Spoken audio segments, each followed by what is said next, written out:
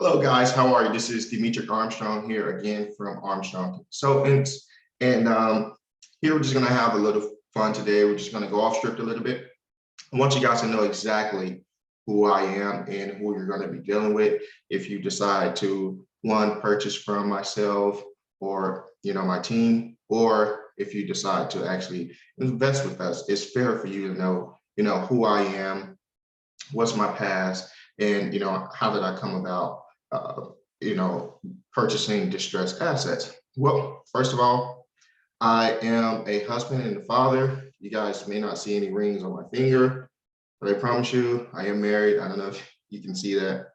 uh, I got a little, like everyone else, I got a little bit chubbier over the over the quarantine. Yes, I was binging and eating just as well as anyone else was.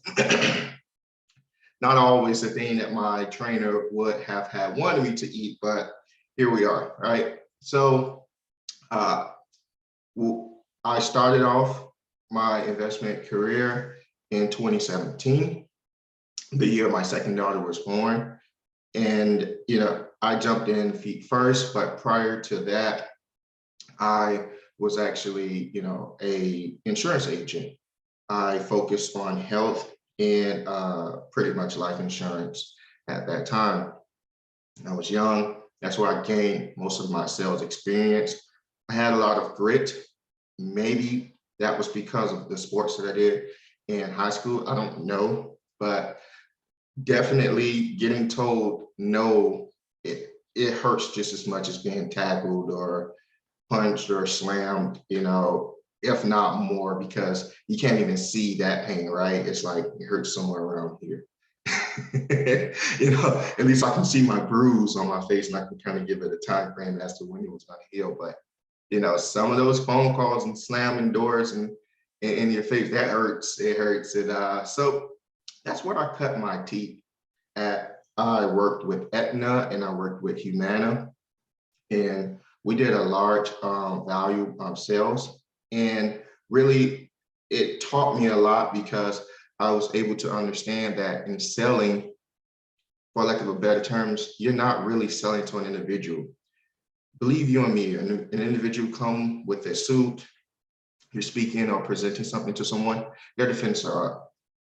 They already feel as if you want to sell them something as opposed to you wanting to listen to what that person, is actually going through and then offer a valuable solution. So that's what I understood. Oh, okay, this is where the fiduciary responsibility comes in. You want to understand what this person is going through and provide them a valuable solution for their particular problem. And for lack of a better terms, you can call that selling. But once I actually started to understand to do that, I had a lot more success in my selling career.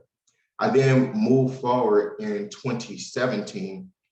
And like I said, I jumped in the game feet first. Most people say head first. I would say feet first because the type of real estate that I got in, it was a little bit more non-traditional. It was the surplus funds. So I got into tax deed and mortgage surplus funds in about 2017. And what that is I will go over it really, really quick for you guys. If someone lost their property due to not paying taxes, so in a tax deed auction or defaulting on their loan, mortgage auction, right? Those are the two different ones. If an investor paid over the amount for the property and for the debt that was owed on that property, then the remaining sums legally belongs to the previous homeowner. That's the law in Florida. So the bad part about that is when the clerk of court actually get the letter, from the auction stating that the investor paid over the amount that was owed on the property and that the funds are being transferred to the registry, they send out a letter to the previous homeowner. But where do they send it, guys? They don't know that the previous homeowner went with their sister or their mom or their dad or their cousin in another state. So they send it to the last known address. Here's the bad part about a letter going to the last known address that you was just foreclosed on. One, it could get lost, inside of things supposed to be forwarded to you. You ever move somewhere and you realize that some letters or some packages did not make it for whatever reason? They're left at the post office, then they're sent back here, and they go over there, and they're here and there. That happens, right? So if the court sends the letter to the last known address, it's a possibility that that letter can get lost and can get mixed up. And that tends to happen a lot. So with me having a prior knowledge of where the money would be and having armed with a skip tracing pretty much software, I was able to call these individuals and I was able to track these individuals down. And I was able to pretty much say, hey, Susan, hi, my name is Demetric Armstrong, and I know that you have about $25,000 that's owed to you. Well, what will Susan do? You're right, guys. Susan will usually hang up that phone and says, guy is nuts, absolutely crazy, right? So what I did was I refined my approach a little bit more, because you have to build some type of trust with individuals. People are always getting called. People are always getting those crazy, scam likely calls, and you don't want to be that. You want to differentiate yourself from that as much as possible, right? So I approached it a little bit different. Moving forward, I'll say, hi, Susan. Yes. Hi, Susan. This is Demetric Armstrong with such and such company that I was with at the time. Listen, I see here that you lived at 123 Main Street for about 10 years. And it sold in auction in, let's say, 2018. Yes. Okay. Well, the debt that you owed on that property was $30,000. The investor actually paid $100,000 for that property. Do you know legally that $70,000 belonged to you?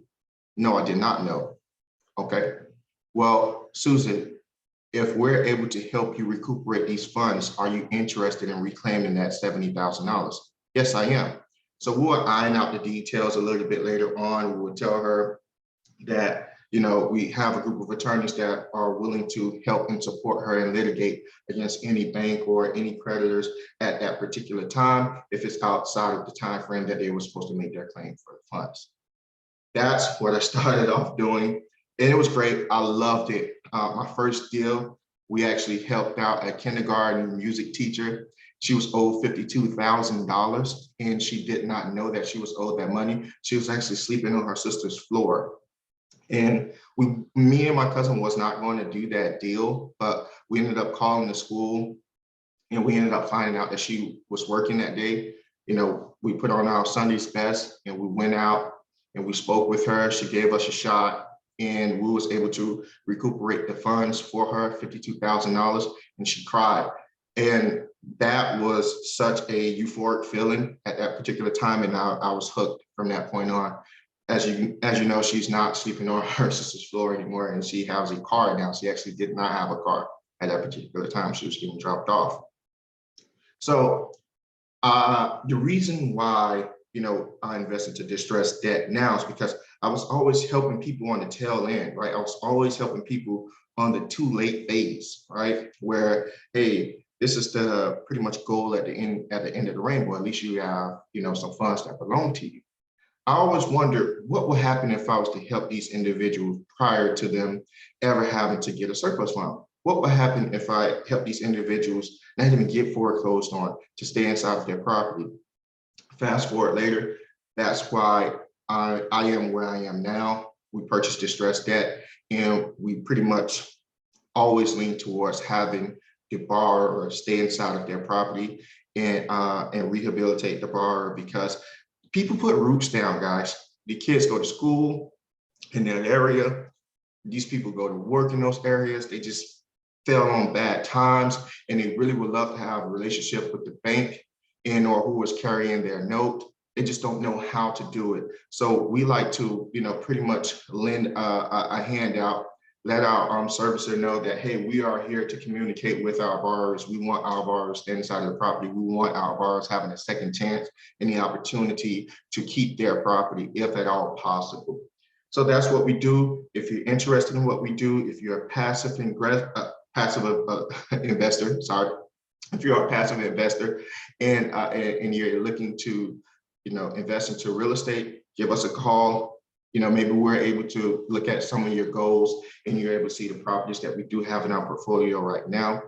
If you're an REO, if you're a fixer flipper, and you're interested in deal flow, you're interested in properties that are readily available to you. Like I said before in previous videos, we do have over 3,000 asset managers in our network. Give us a call. Let's see if we have some deals in your area and we can probably get you a good price for them. So my name is Dimitri Armstrong. I appreciate you guys sticking around with me. Like, comment, subscribe at the bottom. Please click the link below. Go to my video. There's a longer video that answers much more questions in better detail than this particular video do. And if you still have any more questions after that, or if you just want to call, go ahead and schedule a call with me. I would love to speak with every last one of you guys. Thank you.